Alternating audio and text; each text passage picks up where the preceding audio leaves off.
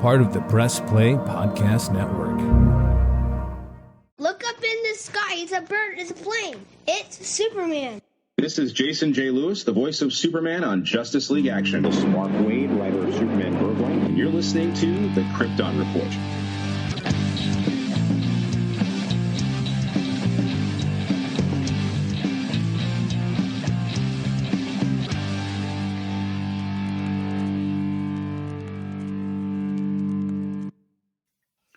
Welcome to the Krypton Report podcast, now part of Press Play Podcast Network. We are dedicated to all things related to the DC Comics superhero known as Superman and every other DC thing because we like DC. No, sorry there, people, but we like our DC. But we like comics, period, too. We will discuss movies. I have. James just read some Resident Evil comics, and I'm rereading Jupiter's Legacy. There you go. I have some Marvel comics on my shelf too. Mm-hmm. Significantly less, but I mean, a few great storylines, I think. Yeah, we do. And we're going to be doing some other stuff on our Patreon with other comic book characters and stories, so just wait to see that. But hey, I'm your host, Tyler, the Superman in Blue, the man of tomorrow, and with me is the host you know most, who likes to eat some beef roast and lays her glasses to a toast. It's Mr. James Cole, the Superman of Red. Yeah, hey, talking about eating too much, I was at a birthday cookout for my stepmom and at my dad's house, at their house, and oh goodness, I ate too many burgers, and I ate a couple of hot dogs. I just ate too much. I couldn't move around too well last night. Good thing we didn't have to be out fighting crime because nothing sucks like that. Yeah. I used to be able to eat like that all the time, and when I was working out all the time, and I don't that often, and when I do sometimes it can be a rough couple of hours with your tummy feeling all full. Followed by naps. Yes. I'll tell you right now, I've been eating more whole food, plant-based stuff, and it's good, but it does not leave me feeling as full as long. And I'm trying to tell that to Jania, she's like, didn't we just go grocery shopping? I'm like, yeah, and we ate it all because we're trying to shop for each week. And I'm like, yeah, and we made that dinner and we used half the stuff we bought. She's like, so we're readjusting. I'm like, yeah, and it doesn't stay with us as long. And I'm hungry. So last night we did some cool breaded fried zucchini and eggplant with pasta. It was really good. Sounds delicious. We made a lot of it. So I'm like, yep, and there's lunch for today. But hey, this isn't the How to Make Some Food podcast. We're pretty fun guys and laid back. We do like to cook. And talk about our families. But today, there's the beautiful Laura. She wants to join us. She heard food and was like, Yeah. But that's good. She really likes to scrunch up her nose lately and breathe heavily. But this episode is we got all the fun up front because this episode we've been wanting to record for a while and it's coming out a little bit later than we had planned because of life. But this is our IIP, rest in peace. We decided we waited a tick to do Neal Adams, who recently passed away, and then we had George Perez pass, and we decided let's just do a special for them together. So on today's episode, we're gonna talk about the legends that were Neal Adams and George Perez. Now, let's take a breath and just breathe. It's sad. I'm not going to lie. It's sad. I mean, Neal passed away. He was 80 years old. And George was 67. And that is, 80 years old. I hate, it was a good run, and death is part of life and it's tough. But we are going to just give a quick history about each one and show basically our respects to these great comic book legends. So Neal Adams was an American comic book artist. He was born in June 15th, 1941, and then recently passed away at the end of April 28th, 2022. He drew comic strips on the television drama Ben Casey in the early 60s. Adams was hired as a freelancer by DC Comics in 67. Later that year, he became the artist for the superhero character Deadman. Adams and writer Dennis O'Neil collaborated on influential runs of Batman and Green Arrow, Green Lantern in the early 70s. I think one of the biggest Neal Adams stories that jump out is together they created Jon Stewart. They did the Roy Harper Speedy drug addiction storyline. And so many stories that it's going to be very hard for us to not miss something. Did you ever have the chance to meet Mr. Adams? No, sir, I did not. I met I saw him. Like, it sounds weird. We were in line to get, I had years ago got my trade of Hard Traveling Heroes autographed by Dennis O'Neil. And we were in line to meet Neal Adams and get it signed. So I had both of them having signed it. And the line was extremely long, which is fine. But we had the kids and they were getting fussy. And Neal was doing the signings for charity. So there was a higher price tag for the signature, which normally I didn't mind. But having the kids and everything, I was like, okay, let's just go. And I didn't get a chance to meet Neal. Yeah, I mean, I've heard of a lot of his stories. A lot of his. Obviously, I know a lot of things that have come from his work, like Speedy and his drug addiction, the hard traveling heroes. Yeah. His what's funny, he drew the Superman and Muhammad Ali. And what's funny is, so I also, after their passings, okay, I did this. I watched the episode of Comic Book Men that featured Neal Adams. And the fun part with that episode is it was actually filmed and done shortly before he was doing the research for the comic book we're about to review of his here shortly. And he talked about the one Superman cover that he did that he hates, and it became super famous. And I actually have like a plaque of it. Is, hold on a second. The Amazing New Adventures of Superman #1. It's the one where Superman's breaking kryptonite chains. And it says Kryptonite Nevermore. He hates it because they changed and did like something with the lettering, and he had to extend the leg out to make it work. And the leg just looks awkward, and he hates it. And I think it's so funny that that's become such a huge like iconic Superman cover, and he hates it. You know what I'm talking about? Oh, I've seen. Yeah, I've seen that.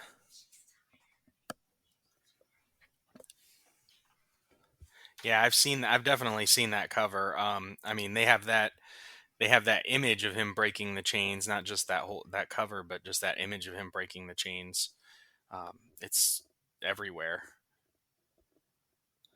So it's just interesting. So I watched that, just kind of seeing that. And then, of course, another thing that Neal did that's big and true and dear to us is Neal was the advocate at the height of his popularity, being the huge influence he was in the comic book industry. He was the one that got DC to reinstate Jerry Siegel and Joe Shuster as being listed as the creators of Superman on every comic, and they basically got their retirement salary from DC. Ooh, excellent. So that is a huge influence for what he was able to do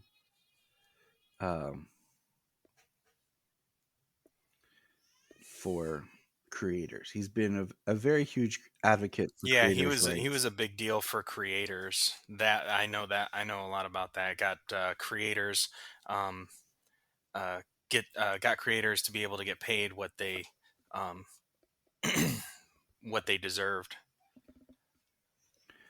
Um, yeah, I mean, just looking at I don't think there's a character in DC and um, I don't think there's a character in DC Comics or in uh, Marvel he didn't really touch in some way. I've not read any of his Marvel work. My most familiar with his work came from the Green Lantern, Green Arrow, because I was a big Green Arrow fan, and during that time that Neal took over with Dennis is really when they gave Green Arrow his true style. Like the Green Arrow that we all know comes from this era.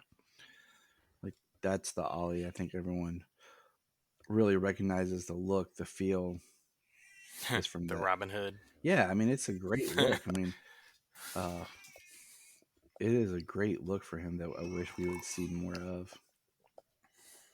Pause. Caught a lull there. Yeah, I'll be right back. yeah. Give me a minute. I'm coming, baby girl. So I'm gonna read a little blip here that kind of described um, their Green Arrow, Green Lantern run. These angry issues dealt with racism, overpopulation, pollution, and drug addiction. The drug abuse problem was dramatized in an unusual and unprecedented way by showing Green Arrow's uh, clean-cut boy companion speeding, turning into a heroin addict. All this endeared DC to the dedicated college reader of the period and won awards for both artist and writer. Sales, however, weren't especially influenced by the praise, and by 1973, the crusading had ceased. I remember dropping in on editor Julius Schwartz about this time and asking him how Relevance was doing. Relevance is dead, he informed me, not too cheerfully. After Green Lantern was canceled, the adventures of both superheroes continued in the pages of The Flash, 217, 219, and 226. It's, I think that's an interesting balance that comics have where they want to be relevant to the times and speak, but then sometimes readers don't want that because in a way comics are escapism. And I think there's a balance you have to strike with trying to be relevant and um, yeah. But let's see. Do you know what major Batman villain he helped co-create? Do you know? Um, I want to say Roz, but And you are correct, mother trucker. but I wasn't sure about that. He's like, geez, Tyler. Oh, why am I getting text messages from my wife? Well, he's got Jawas coming after him. That's They're gonna rob you. They're gonna steal your computer, all your gear. that would be the great Genia messaging me. Let's see. They helped create Ra's al Ghul. They revitalized Two-Face. They wrote the Joker's 5-Way Revenge. And I say they because at this time it was Neal Adams' art with Dennis O'Neil's writing. And his art is unprecedented. Like it kind of became like almost like the DC standard for the time. Oh yeah, most when you look at his art, you can see his influence on, I mean, comics as a whole, but definitely DC of that era. So it's interesting, and we will be reviewing here just shortly the 6-part 2016 Adams wrote and drew called Superman Coming of the Superman miniseries. And I always think it's interesting because I think every comic book artist like can be a comic book writer as well, but I think sometimes I don't know. Sometimes there's a different way of style when they write compared to just a comic book writer. Um, so, but we're gonna dive in there. If you have the DC Universe app, it's on there. That's how we were able to read the whole thing. I actually have the first issue of it. I bought it just because it was Superman, Neal Adams, awesome, and I didn't really like the first issue. So I didn't really finish it, and I'm glad that we did go back to it and finish it. So if you're ready, let's jump over there. I wish I had a swish sound. Well, I mean, so this is the first time that I've read this this arc, this mini series. Yeah. So you sent it over to me, and I was like, "Oh man, the day it was announced that he had passed." I was like, read this. And you were like, Yeah. what? What are you talking about, Tyler? I said, "Oh, sweet, of course, yes, definitely." You're And I read all of it. like, more stuff? Thanks a lot, Tyler. More to read. You're like, gosh. Well, you know what? It's nice when you have the time. This week did not allow it for me, and neither really did last week. I haven't read that much in the last 2 weeks, unfortunately. Yeah, I picked up my comics and I only read one of the 2 issues that I bought this week because that's how busy I've been. So, but I'm pulling it up right now. It's so weird. Like when we want to review comics, and I'm like, let me pull it up on the computer compared to let me grab this book off my shelf. Right. I mean, the cover to this comic is pretty sweet. I mean, Superman down in front, and then you got 3 Supermen flying over him, and it's interesting. They got collars and stuff on their suits. Yeah, and they're all like redhead. It's weird. Like just they look so different. Yeah, there's a redheaded guy, there's a blonde guy, and then there's a black guy up there too. So it came out on February 24th of 2016 and ran till July 6th was the run. I do like the way he did Superman's belt though in this. Yeah, So I do like that. So I'm pulling up issue 1. You ready? Superman, The Coming of the Superman #1. Written by Neal Adams, and he had a co-writer. But you know what? When you write with a legend, does anyone really care that you are the co-writer? I mean, they should. They should. They should, yeah. But do they? Digital comics, man. There we go. Sometimes it just doesn't do what I want it to do. Okay. So the story opens up with Lois. Basically, it's very Elseworld, not in continuity. Just throwing that out there real quick. Okay. For anyone who Yeah, this was written during the New 52, and this is very much not that Superman. it's not that anything. Like Yeah. we have WGBS News with Lois Lane and strange visitors from another planet have arrived, and we see these people in a ship, and they're all wearing like Superman crests, and they crash into the farm, and it and it's just, I mean, this opening is like because then the next page is parademons and Luthor's secret high-tech police force are jettisoned in Calabac. And that's on page 4. Yeah. And I'm like, did I miss something? Was there a prequel comic? What's going on? Story and artist Neal Adams, words Adams and Tony Beard. And So Calabac is free. He's attacking. And then these three dudes show up who are like Superman. Meanwhile, Superman's on the other part of the Earth, and he's helping some people in the Middle East. And it's interesting because you know how like some artists and have their distinctive like when they draw it, you're like, oh, that is Lee Bermejo's Batman. Like every time Bermejo draws Batman, he draws him with a certain style. Um, Oh yeah, unmistakable, unmistakable Lee Romeo Batman. so anytime he does it, like for a cover or he does a book, it's his Batman. And what's interesting, I say that because looking here, like this is Neal Adams doing Superman, but it doesn't say like this is the definitive like, oh, that's Neal Adams as Superman.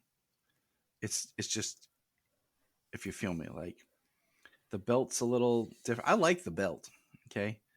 Um, and there's a part in this story where he saves a Middle Eastern child, Rafi, and basically adopts Rafi because Rafi continues through the story. And then this, did you? Okay, I'm gonna be honest with you. I was a little confused at first with this whole green bat demon guy. Did you know what this guy was up to? No, I didn't know what it was. Yeah, I kind of. Um, I'm not sure. I still know what's up with him. right. I don't know. I mean, he seems, by the end, he seems like he's like even over the new gods, Mm-hmm. um, Darkseid and Highfather. So it's very interesting because I mean, Superman, he tries, like he automatically assumes that he's a threat. So, um, but Superman isn't anything to this guy.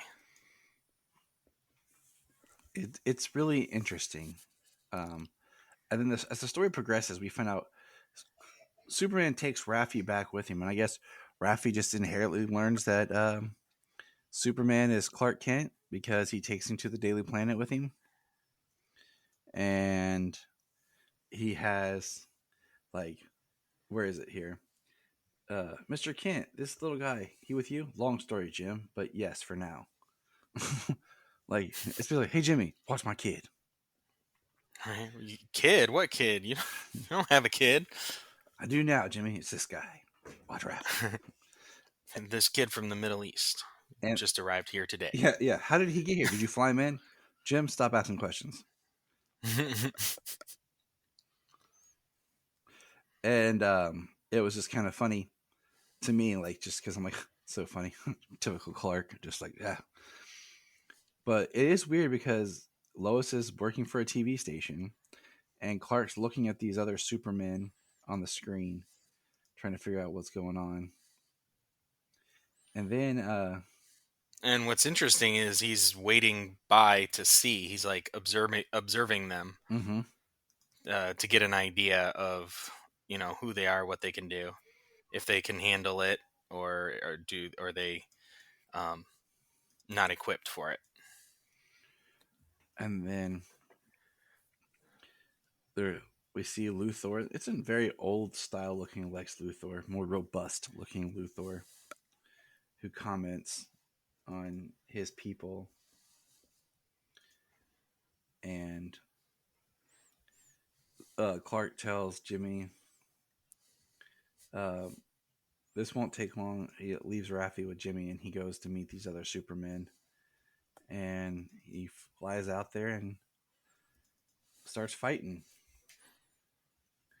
I'm trying to get my, that's why I don't like digital comics. Oh, yeah. I mean, he flies out there.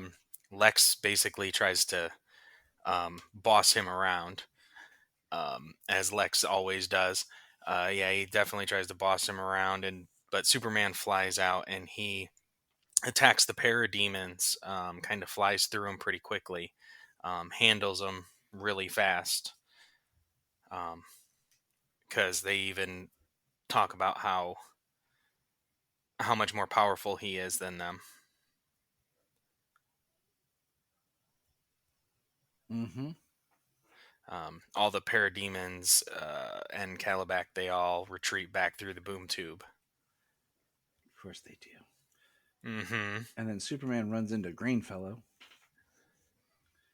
This, and he takes him back in time, basically to Egyptian days.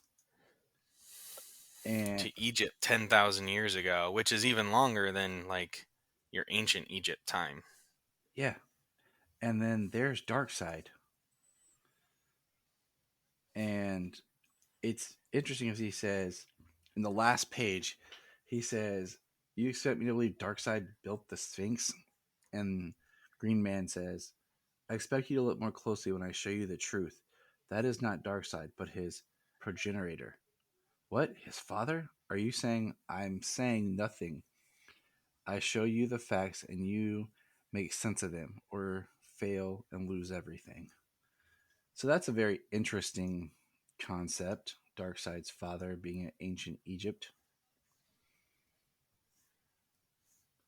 Um, Yeah, I still don't quite know what to make sense of that because it doesn't really seem. I don't recall them really doesn't really track, um, and that's why I say revisiting. it's such a Elseworlds table story.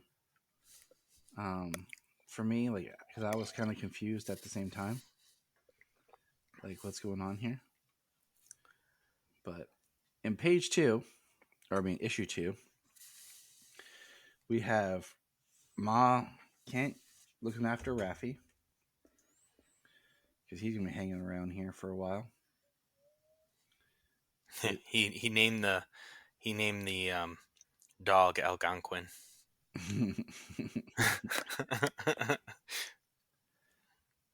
No, it's It not was Ma funny. Kent. Man, I'm stupid. Now I remember. I gotta stop reading so many comics. They blend They do, and that's sometimes. why I'm like, okay, we gotta like read, and then as soon as we're done, turn around to each other and just record because now I'm blending with something else I read. No, this is somebody else that's watching him. Where is her name? Because Oh, you know what? Screw it. Spoiler: it's Granny Goodness. yeah, he calls her Miss Goody. Yeah, that's what it was. I was like, I knew it was some sort of play off the name, but it's I Granny. was like, oh, is that Granny Goodness? Of course it is, James. Of course it is. Well, you get the idea. I mean, the possibility once Calabac showed up in the first 4 pages of the last issue. And they didn't even wait. They were just like, boom, there it is. Whoop, there it is. Calabac. It's like, okay, all right. And then Superman goes off to finally meet the other Supermen. What'd you think about that when he met the other Supermen? Um, well, I mean, isn't he? He's on the way, and then Calabac returns. Yes, Calabac was Steppenwolf, and um, the other Supermen show up. There's Lex's people. They all fight. They escape in the There boom we go. tube, and then when they start, and then we have where they like Superman's talking to them, and they kind of reveal who they are. Um, even their story's a little bit like, oh, okay, I'm because they're like beat up because they don't have full Kryptonian power like Superman does. He says, one says, I'm a major retired police captain of Candor. Excuse me, Maj R. I'm Tan M. I'm a Duther Ball quartersman. I'm on my vacation. I'm Vor M. I'm Tam M's cousin. And he says, I don't get up one morning, you all. I don't quite get it. You woke up one morning and all three of you decided to dude up and take a day trip to visit and watch your hero in action. Not that I wouldn't do the same thing given a dull day. And That's funny. Take a trek across the stars. I mean, sometimes I wake up like, hey, James, you just want to, go hang out and dress up as Superman? Usually James Of like, course. James like, Of what the course. heck is your problem, Tyler? I got responsibilities. Of course I want to go. We do that once every few months. He's like, how dare you ask? You know the answer. It's like, oh yeah, word up, dude. Sounds good. Right. Well, during that invasion, you kind of see that friggin' dark side, that like ancient looking dark side again. Right. And I'm like, And then everybody goes through the boom tube. He says the distraction raid has achieved its purpose. Back to Apocalypse with my prize. and then we find out Superman that they took a blood sample from the Superman, and Luthor has it. Superman tears everything up and destroys it. But Luthor takes a pill with a little bit of the sample, takes a capsule, so that he can, hustle some drugs and keep it.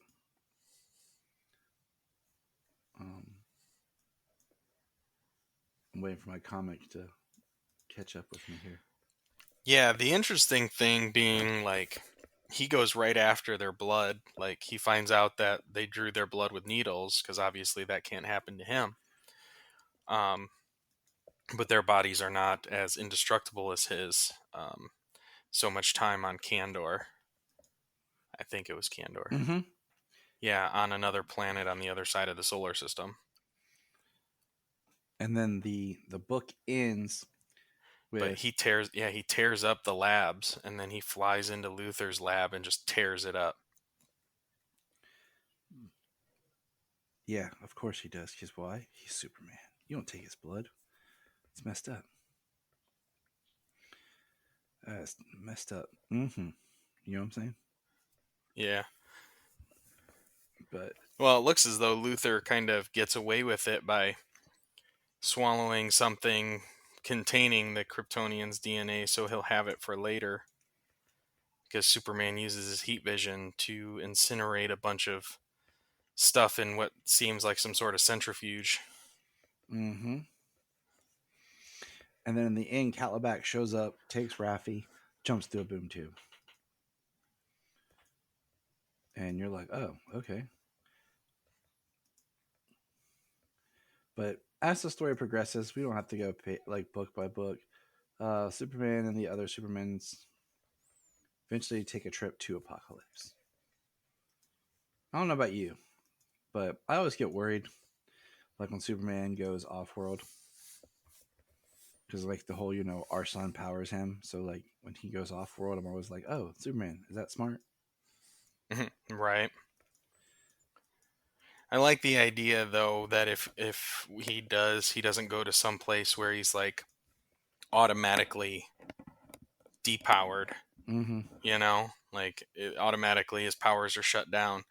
Takes him some time, so he's able to overcome, getting weaker as time progresses. Yeah. So they decide to take the ship and go to Krypton, or New Krypton. And we learn about New Apocalypse.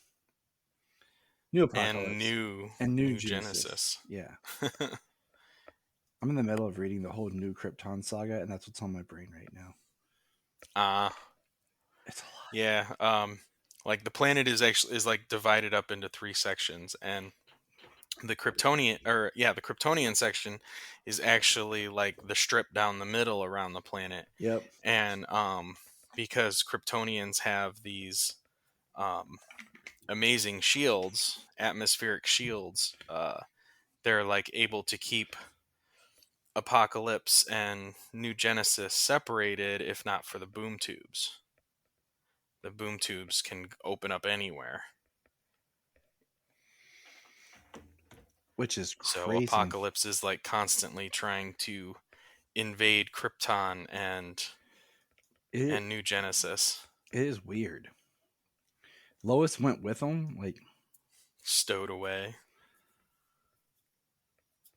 And then we have just more and more battles between everybody.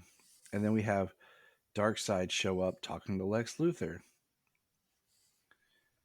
That's always interesting. Darkseid and like Luthor. Luthor creates some sort of like gloves, like gravity gloves or something.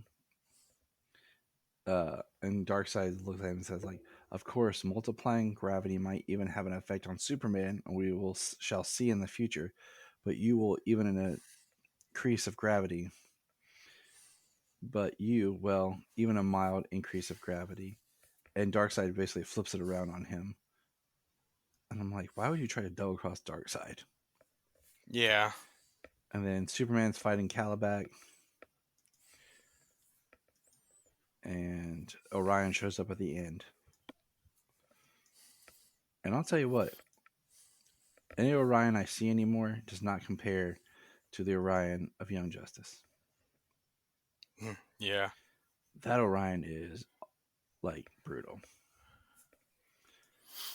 You know what's brutal is this punch that Superman delivers right to Calabac's face. The bottom of this second to last page. Yeah. Like, I think if it wasn't such a close-up image and it was, like, outright, you'd see, like, glass shattering. For Calabac. And then, we're at issue 4. The cover is interesting. It's like an explosion behind Superman ripping his costume. And we now have Calabac, and we have Orion fighting. And I do think it's interesting when Orion first takes off his helmet. And he says, of course, let me put my face back on. A second only, there is one question. And like, we see his face all, looking more crazy because he is the son of Darkseid. And then he like uses his technology to make himself look not scary and young. So I do always think it's interesting that Orion's like the actual son of Darkseid. Yeah. It's a very compelling story. With all the like prophecy and stuff because of the war and peace that they fight over centuries, over thousands of years, millenniums. Yep. And then we have Superman fly through the ship, and it explodes.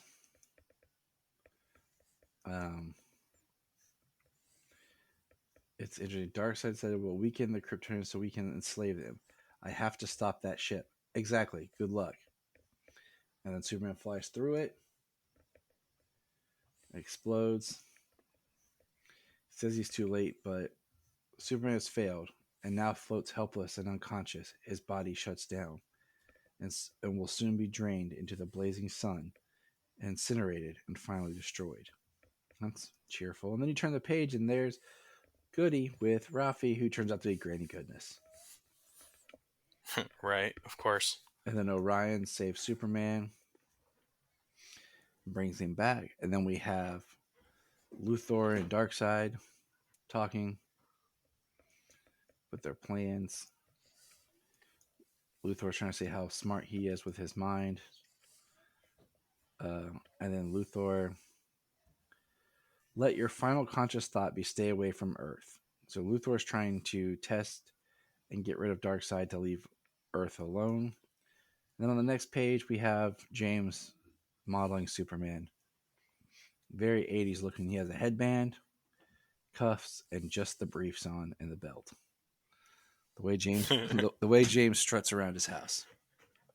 Yeah, definitely. He's like, I am Superman.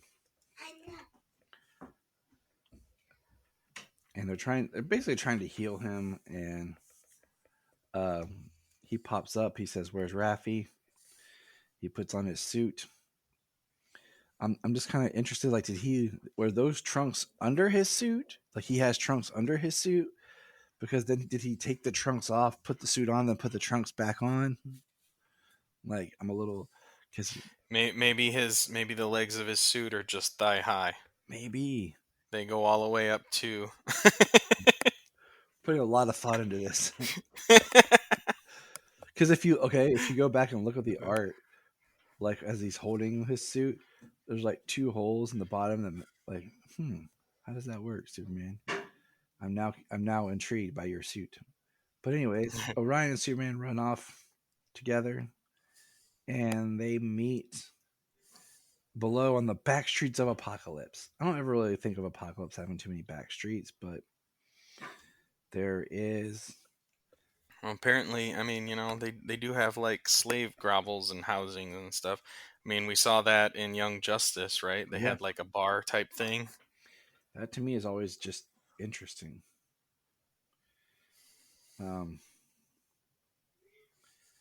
So I always think it's interesting. And then there's Lois with a power stick that she got. And then Lois says, "Oh my God, it's Raffi strung up like a fly in a web." And then there's Granny Goodness. And it's just like, wow. Poor Raffi. Yep, poor child. He's like, I should have stayed in the Middle East. Yeah, right. And then Being used as a pawn between gods. the 5th cover is interesting because it's Superman in the middle, like keeping Luthor and Darkseid away from each other. And then I love what I love about these digital comics. They have the ads in them, and we still have the 1-shot 80-page special for Rebirth, starting 5/25/16. And this was like right at that time. Oh man, I know. So so it's kind of the same panel of Granny Goodness, just different dialogue. And Raffi, and here comes Superman punching every person. every apocalypse bad guy soldier. He's like, and he punches in, looking for him, finds Granny Goodness. And she's like, "Don't move, one more," and your little Raffi gets it. And then Lois gets Granny from behind with her stick. Then Calabac shows up, and then from behind comes Mr. Miracle and Big Barda.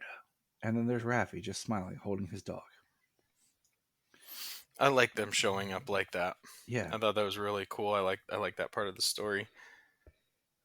I like Mr. Miracle and Big Barda.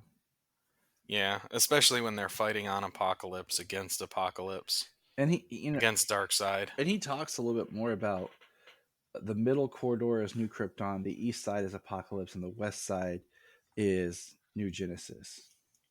I'm like, that's a messed up planet. Right. And then Metron shows up. It's a lot of powerhouses in the solar system. And there's like an underground train. They're trying to move people around. And then, hey, the other Supermen show back up. You know, the whole reason that this book started, the coming of the Supermen, like they show back up to help. And so does Green Guy. And he's trying to get Lois and Raffi to safety. I do like the artwork here, the panel where it's like one big block of Superman and there's 2 smaller blocks on top, and Superman talking to Lois. And at the bottom is where Big Barda and Mr. Miracle said they'll take Raffi. And then there's Green Guy looking, and he says, it is as he says, the game in deep. Daddy got to go to war. And then they look up at Green Guy kind of like freaked out. And then the next panel is them two, is Lois and Superman kissing, which is kind of abrupt because we have no idea where they stand right now. Like where, like what their relationship is, or anything. Does she know that Clark is Superman? Right. At all? Anything, yeah. Right. And then she says, what does she say? She says, "This better not be a bum steer." Lois, I can't believe you just said bum steer. And she turns to Raph and is like, "It's a cowboy saying." "Oh, forget it. You wouldn't understand." He's like, "Whatever." Like, is that a thing because she knows that he's Clark and it's could be like a Midwest thing like that? Right. I was just like, okay, this is weird, but all right. Now we got Luther and Darkseid talking about their plans. Send coordinates to his for to his boom tube.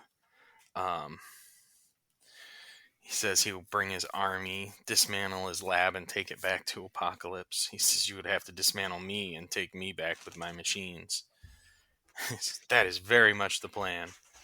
And then a boom tube opens and Superman comes walking out and he says, "Greeting, gents. Whose move is it?" And Darkseid's like, "Where's my men?" Luthor's just laughing. And Superman's like, "There was a disagreement. I had more votes." And then he turns around, "Shut up. Shut the Hades up, Luthor." "Not so damn funny now, is it, you pompous ass?" "Luthor?" says Superman with a question mark. And Darkseid. Looks like Darkseid incinerated Luther. I just like the fact that Darkseid is using like human cuss words. It's weird. Right? And then the last and final issue where it all comes together, called Answers. It's so hold on. I gotta back up. What did you say? Darkseid, what? That's a very weird page. Just a lot of people sitting around saying what.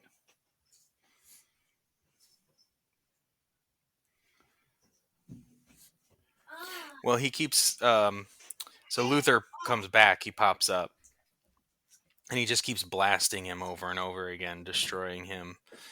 And he's like, "What?" He doesn't know what's going on. And then, yeah, what? Like nothing. They didn't say anything. Except he called him, "You coward, coward, face me. I cannot believe this putrid mudball birthed the greatness that is Apocalypse and all mankind that." And they just keep arguing. And Luthor is like, he says, you will do your dark work without me. And this cube has changed everything you own from you. I no longer. My cube. Ha ha ha, you see? Indestructible.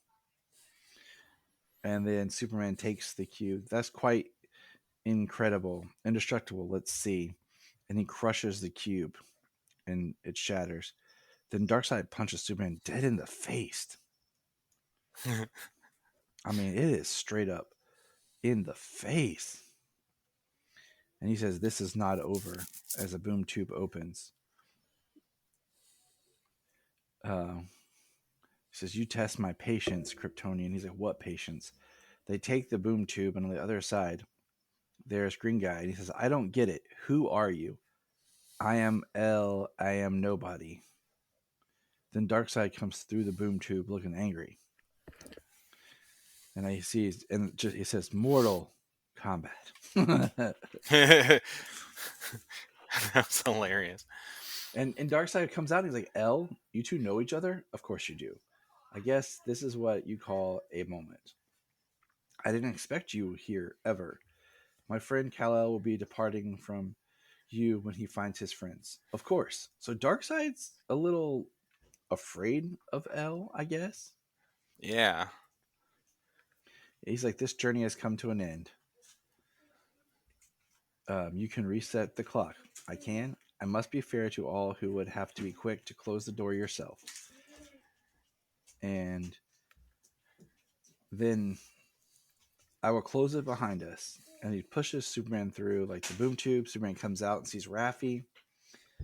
Um, and there's Lois and Orion. And then Orion punches Superman in the face. What the hell? What the hell do you think Darkseid's going to do now? Plan A has failed. Now he's on to Plan B. What's Plan B? Invasion of Earth. How do you know invasion is Plan B? Because I planted Plan A into his head to play for time. It comes down to the boom tube. Darkseid can simply muster his whole army and attack. Through the boom tube, I used Plan A, Luthor, to delay his invasion and gather some help, like you and him. And he's pointing to the dog. The dog's the puppy, and that is exactly what he is about to do. If he is the person Orion knows him to be. But the boom tube, no place is safe from the boom tube. It's indestructible, isn't it? Yip yip, says the puppy. And then Orion, a distraction that must be dealt with. Barda, my brother Scott, I will join you. You'd better take my dog, says Raffi. Kal-El, Lois Lane, this is my grandfather. And it's been a long time, Kal. It's Highfather. So Isaiah? Is that how you say it? That's what it seems like, kind of, yeah. Is the Highfather of New Genesis, Lois, and one of the reasons that this is the story you could never write. Who would believe it? He was just a puppy. Now, better to my guard, my grandson. So Raffi is of New Genesis also. Yep. And then he says, first must take a weakened new Kryptonian and use the boom tube to invade Earth. This is not a skirmish, but an all-out attack. We must drive him back. And then what? Then close the boom tube. The boot? Impossible. Let's just go see. And so the last couple of pages is just a bunch of fighting, Darkseid yelling, lots of creatures, Superman, Orion, the Superman, punch, punch, punch, boom tube, things thrown in a boom tube. Superman then folding and closing the boom tube as if it's physical matter, turning it inside out, pulling it backwards to bringing him to Apocalypse. And Darkseid's like, destroy him, level all weapons at his heart, kill him, destroy. And then he just walks away. His loss, he can't abide it. He lost a round. I'll call Metron. It's time for everyone to go home, says Orion. And then we see Superman saying goodbye to Highfather and Raffi. We see the planet.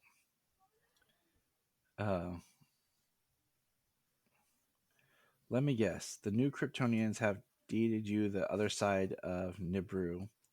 Now that you have disabled Darkseid's boom tube, it'll be safe for us to move in. Superman says goodbye to Raffi, the Superman. And he has, I have more questions about you than answers, talking to the Green L. I recorded all these events to keep a journal of all of your progress. And then the last panel is Raffi and Highfather walking through a boom tube with Lucer. And farewell, Highfather, Raffi. Farewell, all, and welcome to New Genesis. Raffi says, go, go, Power Rangers. It's a little random and weird. And then we're left with the thoughts of Luthor, where he says, and I improved my record keeping from all your blood collected. That proves that you are all human. And that's the end. Very interesting and somewhat confusing story. Yeah. It was a good read, but I feel like we got like the middle chunks, and I feel like it should have been an 8-parter. We should have got a nice wrap-up book and a nice intro book. Right. Well, yeah, there's nothing where did anything come from in this, and then why are they all three on one planet? Yeah, it's like a whole Elseworld story that needed more expanding. Yeah, and then what's the idea after it, you know? What's the if they all share a similar ancestry, humans and Kryptonians and new gods, like what's that supposed to prove? Like there's nothing before, nothing after. Weird. But it's time to move on from Neal Adams. Rest in peace, sir. Thank you for your work. And let's jump over and talk George Perez. Now, as we start George Perez, I'm going to give you a quick rundown of characters created by George Perez. Are you ready? Go ahead. And I'm going to do DC characters because he's got a lot. Ready? Starting with A. Ares. Blackfire. Brother Blood. Adrian Chase. Cheetah. Cheshire. Cyborg. Cersei. Deathstroke. Hive. Hades. Harbinger. And go up to I. Jericho. Betty Kane. Magenta. Maxima. The Monitors. He has a hand with Nightwing. We'll get there. Let's see. Zeus. Wintergreen. Vigilante. Trigon. Taskmaster. Oh, wait, that's Marvel. Teen Titans. Terra. Starfire. Silver Swan. Raven. Ravenger. Protector. Poseidon. So basically everything that we could possibly think of that impacts the Teen Titans was created by George Perez. That's a lot. Yeah. So in prep for this, I did rewatch the George Perez episode of Comic Book Men, where he draws Wonder Man for Mike Zapsik. And it's a cool, you see just how nice and friendly this man was. And you get to see his wife, who makes... Hello, people. My name is Venom. Oh crap! It's Venom, aka Sailor Venom. She's come downstairs to fight me. I was like, whoa, somebody's possessed over there. She's wearing Solomon's Venom costume. So she is possessed by a symbiote. And then Solomon and I did some more research. Oh, I was going to say, George is known for wearing these crazy outlandish shirts, but the fun part is his wife makes all of his shirts for him. That's awesome. So Solomon and I did research and watched the Teen Titans Go episode that actually features George Perez and Lynn Wein. Or not Lynn Wein, Marv Wolfman, sorry. Yeah, I was going to say, wait, I thought that was Marv Wolfman. Yes. So George has an amazing resume, especially with the Teen Titans and another character. What's the other character, James? Wonder Woman. It's the answer you were looking for, correct? Yes, it was. I know he had a pretty long run on Wonder Woman. And his run on Wonder Woman is pretty much the basis of everything that we think and know of Wonder Woman. Like in that breakdown, I gave how many characters were... Oh yeah, there were so many. There were so many of the Greek pantheon in there. Exactly. So seems like he was responsible mostly for giving us the DC versions of the Greek gods. Yes. Let's see. George Perez was born June 9th, 1954 in South Bronx, New York. And he settled in New Jersey. Let's see. Let's read here. George began to draw at the age of 5. His early career, Perez's first involvement with professional comedy was artist Rick Buckler's assistant in 1973.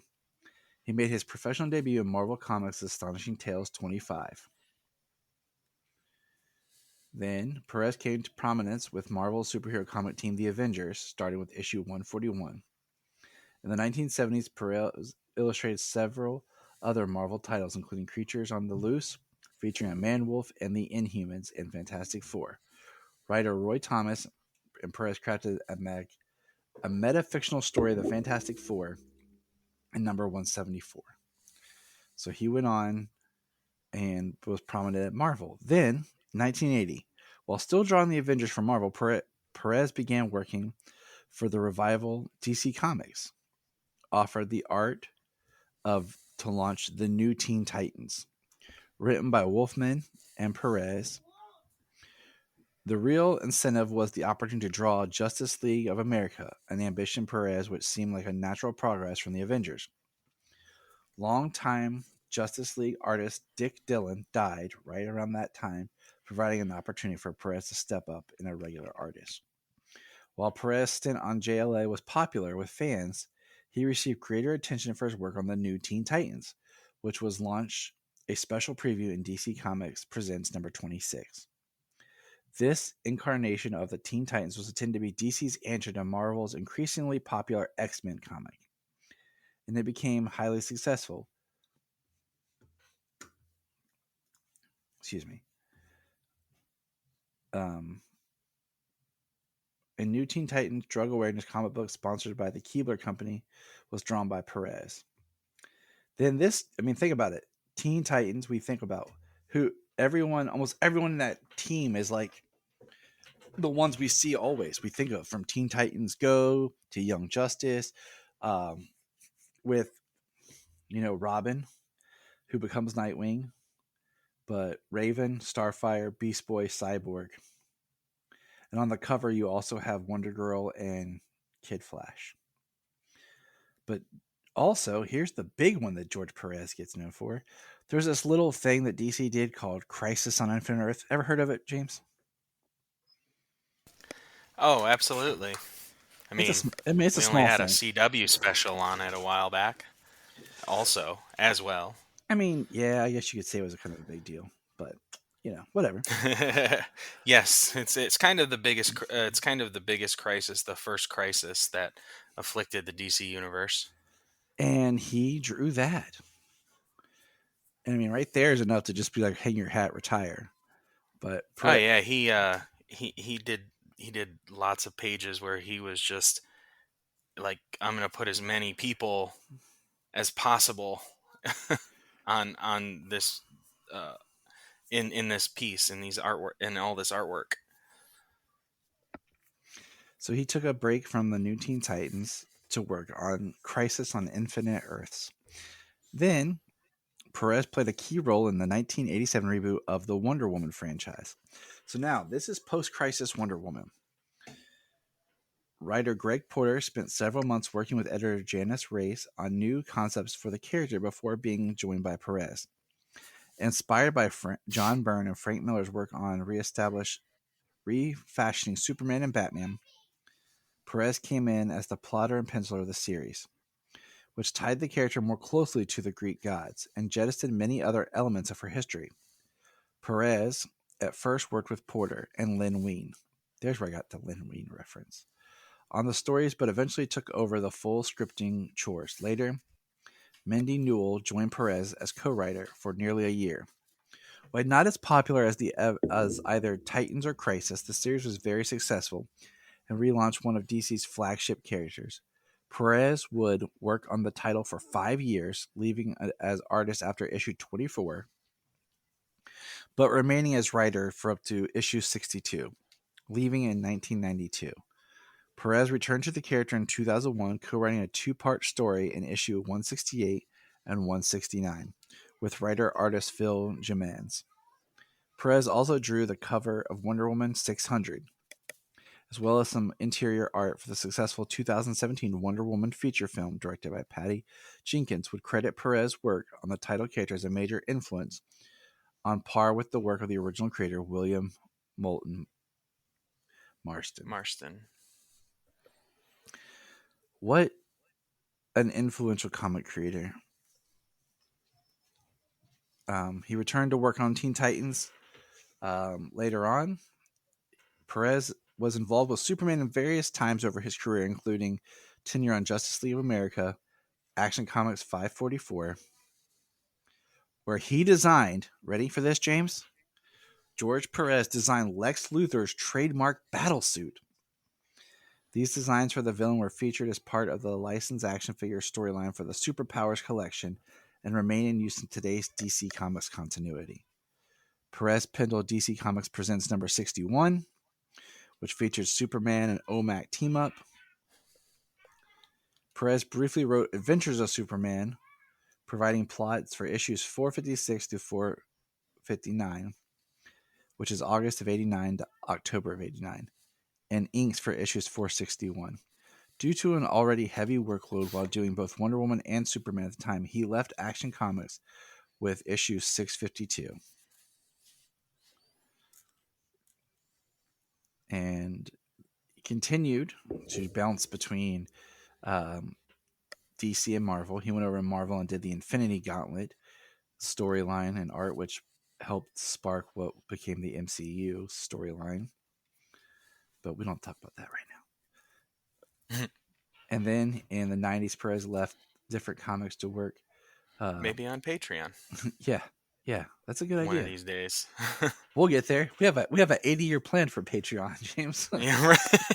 Yeah, we discussed that. Yep. And I recently made a joke with Anthony Desiato about our Patreon because he's going to join us for our conversation on Patreon on that special Patreon thing we're about to launch in June. And I was like, yeah, we'll be here in our 80s. And as soon as we wrap it up, we'll now to start that horrible spinoff show and talk how bad it is. Right. Let's see. This is important. He bounced back and forth, but in September of 2011, DC launched a new Superman series written by Perez, who also provided breakdowns and cover art with interior by Jesus Morano and Nicola Scott. Perez remained until issue number 6.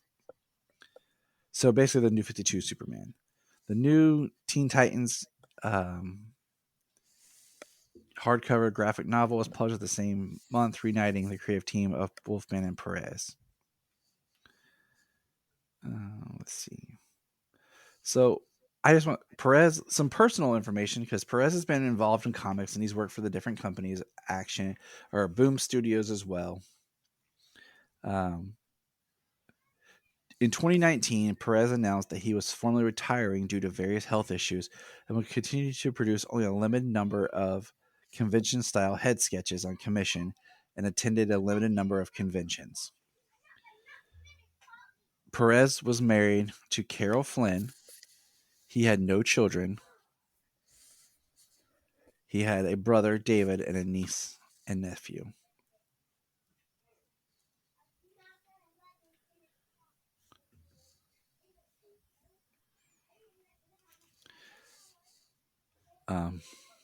Sorry, I got a Moment of silence. Yeah, it's one of those people I would have really have liked to have met because he worked on the Judas Contract, A Lonely Place of Dying for Batman. In 2022, Perez was awarded the Inkwell Award Stacey Arrogant Special Recognition Award for his lifetime achievement in inking. I mean, he is up there. I think it's one of the most influential comic creators who's still right now we're in this era where everything seems to be influenced by Jeff Johns. Stories we get, TV we get, but to take a step back, I think a lot of ways he's the underlining behind all that. He's the building block that a lot of the stuff that even Johns built off of, more so than some of the other creators. And I feel like he it's that sad thing about when you're an artist, you don't always get the recognition that you deserve until after your death. Yeah. Well, Johns wrote Infinite Crisis, taking the influence, even building the story off of Crisis on Infinite Earths. And I plan on summer's coming to do a lot more comic book reading. I'll have. It's funny as I talk I'll have more free time, but I have a lot planned for this summer. Just activities with the kids and stuff. But I plan on doing a lot more reading. And I'm gonna dig into his new Teen Titans run. I dabbled it before, but yeah, Me as well. I mean, the only thing that I've actually fully read through that he was involved in was Crisis. I haven't had a chance to get into his Wonder Woman, which I really want to. Sounds like he was. Sounds like he was really delving into a lot with that run. And then I've always wanted to go back and check out some more Teen Titans and like Judas Contract and stuff. So that's us here. You know, no matter how long we talked or what, I don't think we would ever give these two great men as much attention as they deserve. And it's hard to just kind of sit back as a fan and say like, wow, they were great. They were influential, because you say that, but these two men really were. Like, if there was a Mount Rushmore of comics creators, they would be up there. So we Yeah, I mean, I put some of their work, some of their series, in some of my reading lists on DC Universe. So yeah. So from James and I to everyone out there, they will be missed, but I'm glad that they left a legacy that we can all share. And then as my kids get older, I can pass down Teen Titans, because I think they would enjoy it. So remember, everybody, appreciate your artists and writers now. There's people you want to meet, try to get to a convention and meet them. Tweet at them, say their praise, whatever, and thank them for the work they do. Look up in the sky. We just want to say, if you've enjoyed this podcast, please check out other podcasts on the Press Play Podcast Network. Remember to check out Krypton Report on all social media platforms. Go to linktree.com/Krypton Report. You find all of our information right there. And if you want to keep Krypton from exploding, join our $1 a month Patreon. That's right, for $1 a month, you'll get extra special content that you don't get on the main show, like movie commentaries and whatever else comes out of our mouths. So check it out, patreon.com/Krypton Report. If you are like Tyler and James and can't get enough super talk, check out these other podcasts: Digging for Kryptonite, Supergirl Radio, The Last Sons of Krypton, the Superboy Legacy Podcast, All-Star Superfans, Superman the Animated Podcast, The Aspiring Kryptonians, Always Hold On to Smallville, Caped Wonder, The Geek of Steel, and Truth, Justice, and Hope Podcast. Hey, we're going to press pause and hear a few words from our other podcasts on Press Play Podcast Network. Hello, Brooks here with the Books with Brooks monthly book club podcast. Here's how Books with Brooks works. We read one book a month, and then we talk about it. Classics like Stephen King's The Shining, debut novels like We Are the Brennans by Tracy Lang, and tons of other compelling, life-changing stories, one book and 1 month at a time. So come read along with us, and then listen in. This is Dan Jurgens, and if you want to have a good time, keep listening to the Krypton Report.